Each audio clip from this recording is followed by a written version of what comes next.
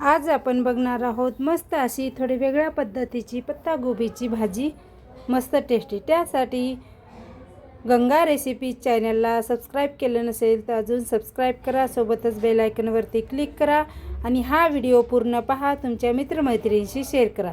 चला व्हिडिओला स्टार्ट करू। त्यासाठी स्वच्छ पत्तागोबी बारीक चिरून घेतलेली आहे, दाण्याचा कूट घेतलेला आहे, भाजून वाटून अर्धा फुलपातर, कोथिंबीर, टमाटर, लसूण आलं पेस्ट आणि एक कांदा चिरून घेतलेला आहे। तर आता ठेवलेली आहे गॅसवरती कढई, त्यावरती टाकायचं आहे आपल्याला 2 पळ्या तेल आणि तेल पण छान कडकडीत गरम होऊ द्यायचं आहे आणि नंतरच टाकायची आहे आपल्याला जिरं आणि मोहरी।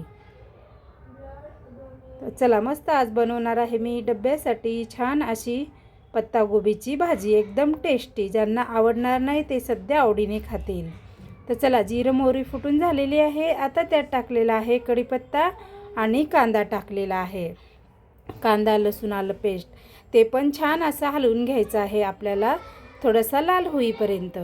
छान फोडणी कडकडीत दिली की आपल्या भाजीला पण टेस्ट छान येते आणि टेस्टी लागते। तर चला हे पण छान हलवून झालेलं आहे, तर त्यामध्ये आपण टाकणार आहोत टोमॅटो।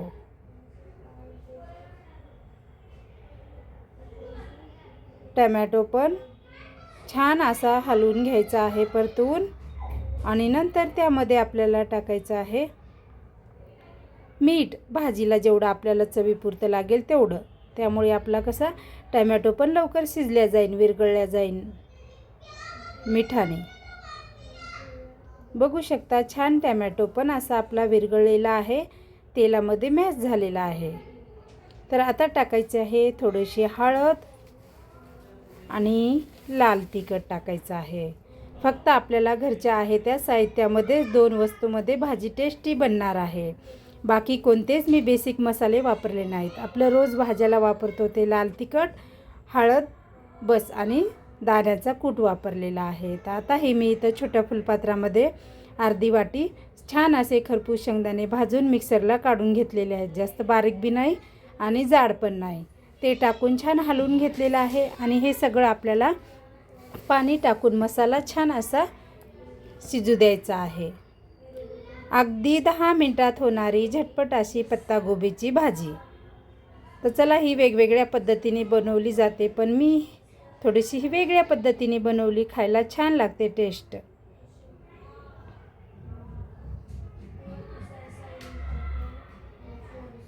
आता हे साहित्य सगळं छान हलवून झालेलं आहे आणि तळलेला पण आहे आपलं सगळं।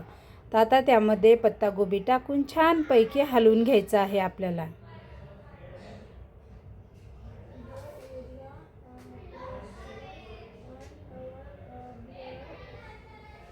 बघू शकता छान हलवून झालेलं आहे, शिजायपुरतं आपल्याला पाणी टाकायचं आहे।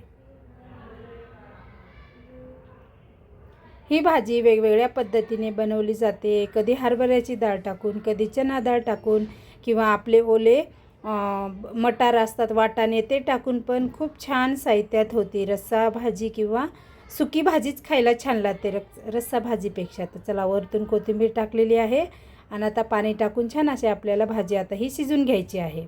बघू शकता छान झालेली आहे, मस्त असा कलर पण वेगळा चेंज झालेला आहे भाजीचा। तर आता मस्त गरमागरम चपातीसोबत भाकरीसोबत खाऊ शकता। चला मी आता घेतलेला आहे ताट वाढून आणि डब्बा पण भरून दिलेला आहे डब्यामध्ये पण। चला गरमागरम मस्त अशी भाजी झालेली आहे। हा व्हिडिओ पूर्ण पहा, आवडला तर जरूर एक लाईक आणि सबस्क्राईब करा।